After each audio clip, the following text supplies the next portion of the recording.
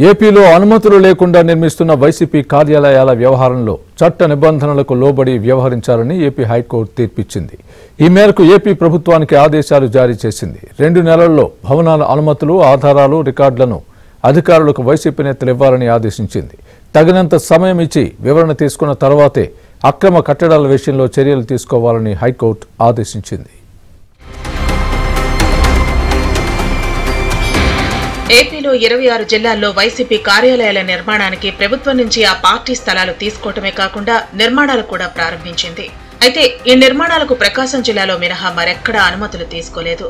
దీంతో పార్టీ కేంద్ర కార్యాలయం నిర్మిస్తున్న ఉండవల్లిలో ఉన్న భవనాలకు నోటీసులు ఇచ్చినప్పటికీ వైసీపీ నుంచి స్పందన లేకపోవడంతో ప్రభుత్వం మరోసారి నోటీసులు ఇచ్చింది. కోర్టు కూడా నిబంధనలకు అనుగుణంగా వ్యవహరించమని ఆదేశాలు ఇవ్వడంతో అధికారులు నిర్మాణాన్ని కూల్చివేశారు. ఆ తర్వాత రాష్ట్రంలోని పలు కార్యాలయాలకు అనుమతులు తీసుకోకుండా నిర్మించడంపై మున్సిపల్ అధికారులు నోటీసు ఇచ్చారు.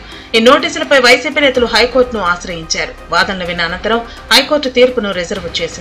అనుమతులు తీసుకోకుండా కార్యాలయాలు నిర్మించడం చట్టవిరుద్ధమని ప్రభుత్వ న్యాయవాదులు వాదనలు వినిపించారు. ఇలా చేస్తే అక్రమ నిర్మాణాలు చట్టబద్ధం చేయమంటారా అని కూడా వాదించారు.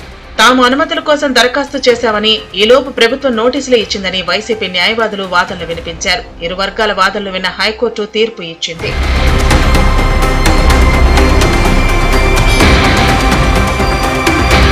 వైసీపీ కార్యాలయాల విషయంలో చట్ట నిబంధనల ప్రకారం నడుచుకోవాలని రాష్ట్ర ప్రభుత్వాన్ని హైకోర్టు తీర్పులో ఆదేశించింది. 2 నెలల్లో భవనాల అనుమతులకు ఉన్న ఆధారాలు, రికార్డులు అధికారుల ముందు ఉంచాలని వైసీపీని హైకోర్టు ఆదేశించింది.